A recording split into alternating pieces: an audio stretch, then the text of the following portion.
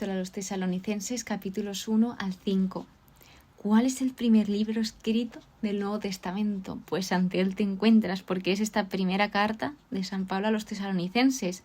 De hecho, este libro es anterior a los 3 evangelios sinópticos. Y bueno, para ponernos un poco en contexto, Pablo escribe esta carta desde Corinto, con Silas y Timoteo, sobre el año 51 después de Cristo. Él evangelizó Tesalónica un poquito antes, lo vimos en el libro de Hechos de los Apóstoles, capítulo 17. Y más cositas sobre esta carta, sobre esta primera carta a los tesalonicenses, que Pablo, al no poder ir a visitarlos, pues ve esto como otra forma de llegar a ellos, ya que no puede ir allí, pues se comunica con ellos a través de una carta. Entonces parece ser que es la primera de muchas que empezó a enviar, como hemos estado estudiando algunas otras de Pablo. Así que más cosas. Primera carta que escribe para los cristianos europeos, y en ella las cosas fundamentales de la vida cristiana están claramente establecidas. Esta primera carta da un valor histórico y espiritual como un vistazo temprano al cristianismo. Y Pablo fundó la iglesia en Tesalónica en su segundo viaje misionero, lo que os he comentado de Hechos 17. Él estuvo muy poco tiempo porque fue forzado a irse por los enemigos del evangelio, es decir, lo empezaron a perseguir y a ir en contra de él.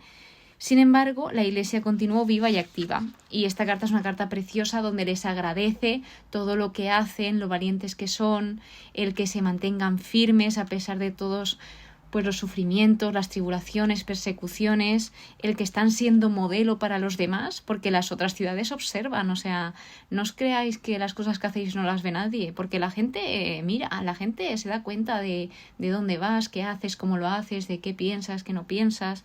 Entonces, pues claro, les impactaba ver cómo ellos antes tenían unos ídolos y dejan de seguir a esos ídolos por seguir al Dios vivo y verdadero. Y esto es claro. Y esto tuvo un costo porque hubo algunas personas que fueron aisladas de sus vecinos y además la hostilidad de incluso la propia familia de ellos. Esto no fue nada fácil. Así que, pues más cosas sobre Tesalónica. Era una ciudad importante en la región de Macedonia, con una ubicación estratégica en la vía Egnatia, una de las principales rutas comerciales del Imperio Romano. Muy importante la ubicación.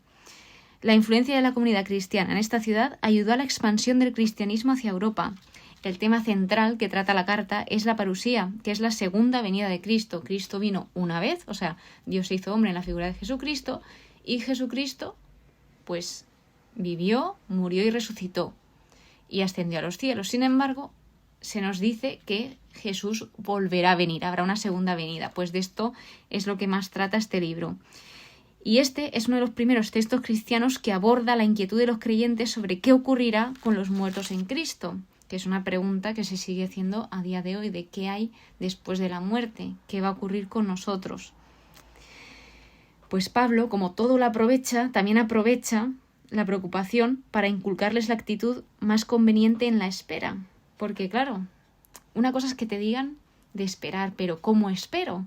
Porque si soy tan impaciente, ¿cómo espero a aquello que se supone que tiene que venir?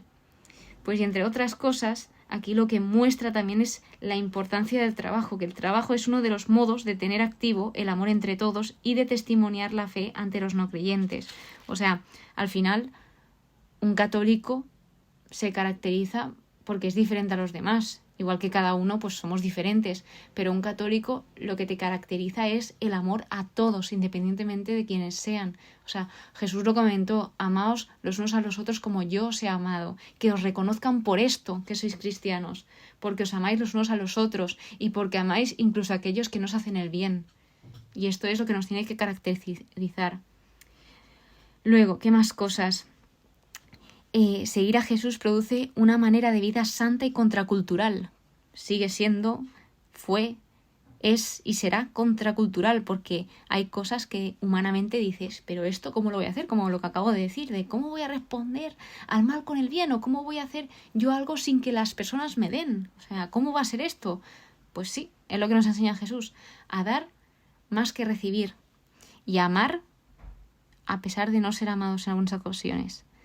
Pues esto, y contracultural, que responde a la hostilidad con amor y generosidad, que es motivada por la esperanza en el reino venidero de Jesús. del capítulo 1 al 3 habla de la celebración de la fidelidad de los tesalonicenses a Jesús. Entonces habla de cómo comenzó la iglesia en el capítulo 1, de cómo creció la iglesia y por último de cómo se consolidó. Y luego, en los capítulos 4 al 5, habla de un reto para crecer. Es una invitación y una exhortación, donde una de las cosas que más clara nos deja y que más destacaría es que la muerte no puede separar a los cristianos del amor de Jesús. Y bueno, ya metiéndonos más en cada capítulo, empieza lo grande, empieza hablando de parte de Pablo, Silvano y Timoteo, o sea que vemos que Pablo no trabajaba solo, sino que le gustaba trabajar en equipo, porque al final en equipo somos mucho más. O sea, está el concepto de sinergia, el trabajo en equipo, sinergia, que imagínate, 2 más 2 no serían 4, sino serían 5, porque el trabajo en equipo, cada uno va aportando algo y al final la suma es exponencial.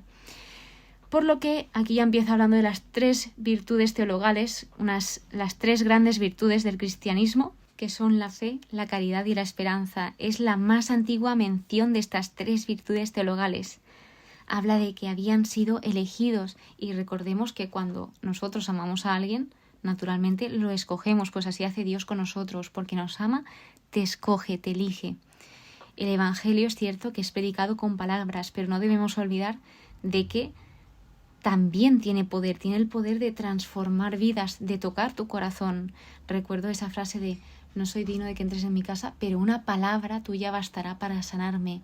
O sea, una sola palabra de Jesús te puede bastar para sanarte. Os hicisteis imitadores nuestros y del Señor, abrazando la palabra en medio de numerosas tribulaciones.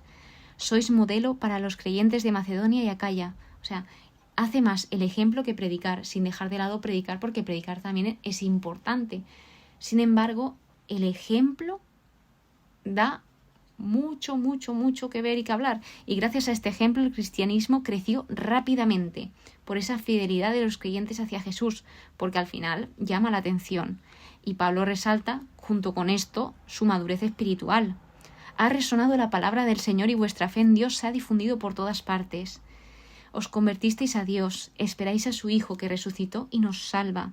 El capítulo 2, aquí Pablo defiende su carácter y su ministerio ante los tesalonicenses. ¿Por qué? O sea, primero lo que deja muy claro es que no buscó ganancias materiales ni halagos. Y luego se ve que él, obviamente y por supuesto, tenía enemigos, porque su mensaje no convenía a muchas personas. Entonces, deja claro que su visita no fue vana, no fue estéril, que la confianza en Dios estuvo en medio de esas luchas y esto nos muestra un ejemplo de confianza en el Señor en medio de las dificultades. Predicamos buscando agradar a Dios, que examina nuestras intenciones, es decir, que ellos no buscan la aprobación de los hombres, sino buscan la aprobación de Dios.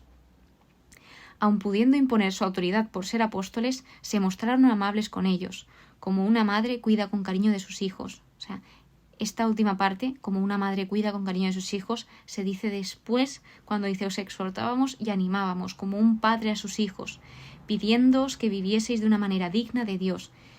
Como una madre o como un padre cuida a sus hijos, muestra el cálido afecto y tierno anhelo de Pablo. O sea, muestra todo lo que Pablo les quiere y ya no se lo muestra pues por palabras, sino que con actos también lo muestra. Tantos queríamos que estábamos dispuestos a entregaros no solo el Evangelio, sino nuestras propias vidas. Mientras proclamaban el Evangelio, trabajaban día y noche para no ser gravosos, es decir, que Pablo y los apóstoles tenían derecho de poder haber dicho, bueno, no voy a trabajar más que limitarme a hacer mi trabajo de predicar y evangelizar y ya está, ya no trabajo más, sino que ellos, además de predicar y de trabajar en la iglesia, ellos trabajaban fuera de ella, porque no querían que los demás pensasen, pues, que simplemente ellos se dedicaban a eso, sino querían dar ese ejemplo de que el trabajo es importante y que es necesario.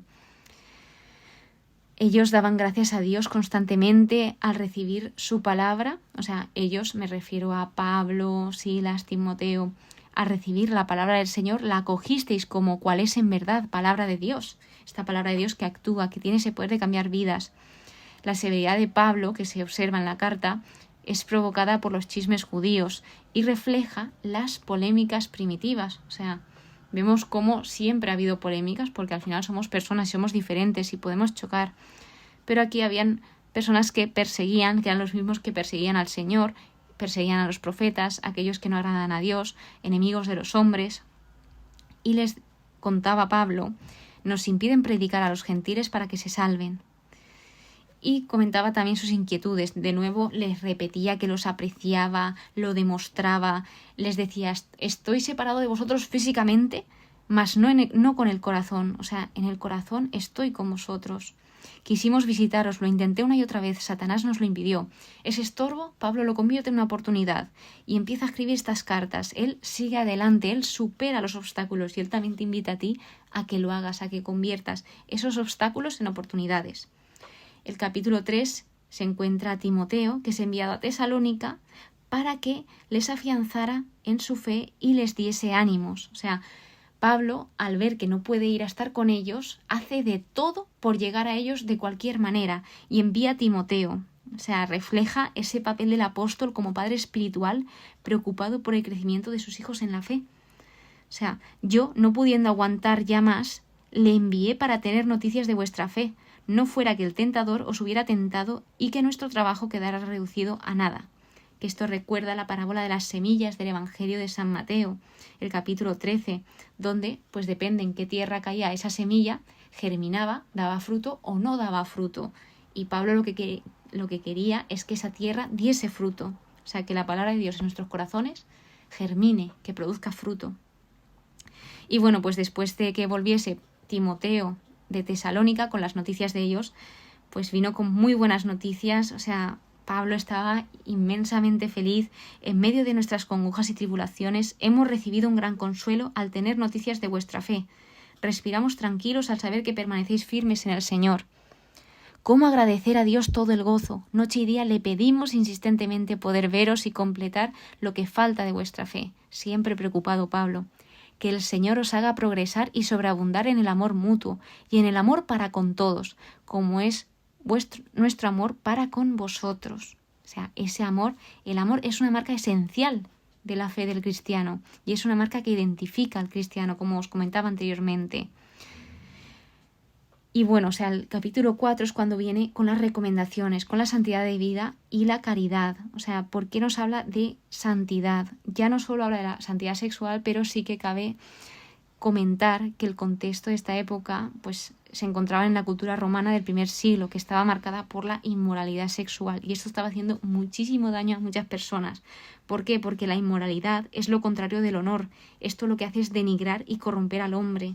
Entonces, Pablo les estaba diciendo esto no para fastidiarlos, sino para mostrarles la verdad. Y esto, claro, no hacía gracia a muchos. Os rogamos y os exhortamos en el Señor Jesús a que os comportéis y agradéis a Dios como os enseñamos y a que continuéis progresando en ese camino. Dios quiere vuestra santificación. Es decir, aquí cuando habla de la santidad del cristiano, no solamente se refiere a su vida sexual, sino que la santidad del cristiano es el efecto de la acción de Dios que toca al hombre entero. O sea, el dominio de las pasiones, el saber poseer tu cuerpo, utiliza el don del Espíritu. Que nadie falte a su hermano ni se aproveche de él. Dios nos llamó a la santidad. Y todo, o sea, el que esto desprecia a Dios. Y luego vuelve a remarcar el amor mutuo. O sea, a pesar de todo esto que te comento, lo más importante es el amor mutuo. Instruidos por Dios para amaros mutuamente. Lo practicáis bien, seguid progresando más y más, esmeraos en vivir con tranquilidad, ocupándoos en vuestros asuntos y trabajando.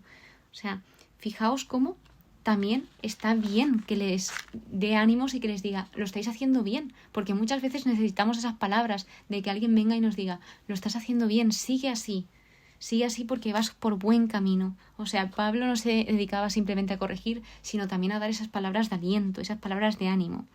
Y luego habla de los muertos y los vivos en la venida del Señor, o sea, ese día que tanto les inquietaba. Pues Pablo les aclara sobre este tema, porque ellos decían, bueno, pero entonces si estamos vivos cuando viene el Señor, ¿qué pasa con los muertos, los que han muerto antes de que viene el Señor? Pues Pablo les da claridad a todos estos asuntos. Por último, el capítulo 5 habla de la vigilancia en la espera de la venida del Señor. Pablo niega a conocer la fecha del día, obviamente, porque Jesús también dijo que no la sabía ni él, que solo la sabía el Padre. O sea, no la puede saber nadie, pero que nadie, solo Dios Padre. Y les invita a esperar velando. O sea, no a esperar, a ver, que venga, que venga. No, o sea, una espera activa, una espera haciendo cosas, trabajando, porque si no se va a hacer horrorosa la espera. Sois hijos de la luz e hijos del día. No durmamos, veremos y seamos sobrios, revistámonos de la coraza de la fe y de la caridad, con el yelmo de la esperanza de la salvación. Dios nos ha destinado para obtener la salvación por Jesús, no para la ira, que Jesús murió por nosotros para que vivamos juntos con Él. O sea, Jesús nos sustituye para que tengamos vida y la tengamos en abundancia y para que seamos libres. Confortaos y daos buen ejemplo, daos ánimos, como ya lo hacéis, o sea, es decir, edificaos también. Y por último, habla de algunas exigencias de la vida de comunidad, que es precioso este fragmento. Hay pues personas que lo han titulado Cómo vivir una fe auténtica y madura, que nos dice, primero, considerad, tened mayor estima, amad a aquellos que son los superiores de la comunidad, aquellos que se encargan y pues tienen grandes responsabilidades en la iglesia. Luego empieza con enseñanzas sobre las buenas relaciones, o sea, antes de hablar individualmente, habla en comunidad, en grupo, porque Jesús nos deja claro que debemos arreglar las cosas con los hombres antes de adorar a Dios. O sea, de hecho, si recordáis los evangelios, te dice que si tú vas a presentar una ofrenda y tu hermano está enfadado contigo, tiene algún pleito contigo, deja la ofrenda y ves a arreglarte con tu hermano, demostrando la importancia de las relaciones humanas. Vivid en paz, reprended a los que viven desconcertados, animad a los pusilánimes, sostened a los débiles, sed pacientes con todos. No devolváis mal, no, procurad siempre el bien mutuo y el de todos, estad siempre alegres. O sea, el gozo no se basa en las circunstancias, sino en Dios. Y luego, orad constantemente, dad gracias en todo, por todo. Esto es lo que Dios quiere de vosotros cuando preguntemos, pero es que, ¿qué es lo que realmente quiere Dios de mí? Pues en la Biblia encontrarás la respuesta, porque aquí Dios dice lo que quiere de nosotros, que en resumen es que amemos como Él nos ha amado. No extingáis, no apaguéis el espíritu. ¿A qué se refiere esto? Pues con las dudas, la indiferencia, las distracciones. No despreciéis las profecías. Examinadlo todo y quedaos con lo bueno. Absteneos de todo género de mal, es decir, discernir. Y lo último que nos dice es, el Dios de la paz os haga plenamente santos y que todo vuestro ser, el espíritu, el alma y el cuerpo, se conserve sin mancha hasta la venida de Jesús. Fiel es el que os ha llamado y Él es quien lo llevará a cabo. Orad por nosotros. Qué bonito que Pablo también reconozca esa necesidad de que necesita que recen por él, que recen por ellos. O sea, es muy importante rezar por los demás y también pedir por ti. No nos olvidemos, pero nunca olvidarnos de los demás. Y esta carta pues es una carta llena de amor, de aliento, instrucción, una carta llena de acción de gracias, una carta que combina la teología profunda con consejos prácticos sobre cómo vivir en comunidad. Y también no olvidemos a los tesalonicenses, que son presentados como ese modelo de fe y amor fraterno, inspirando a otras comunidades, que ojalá nosotros con nuestro ejemplo sepamos inspirar a los demás, pero que nunca dejemos de tener la mirada en Jesús, porque en el momento en que quitemos la mirada de Jesús dejaremos de inspirar a los demás seguramente, porque Él, en la fuente de la vida, Él es pues todo. Así que muchísimas gracias por estar aquí, muchísimas gracias por escucharme. En el siguiente episodio te espero para decirte aquello que he aprendido de esta primera epístola a los tesalonicenses. Que tengas muy buen día y que Dios te bendiga.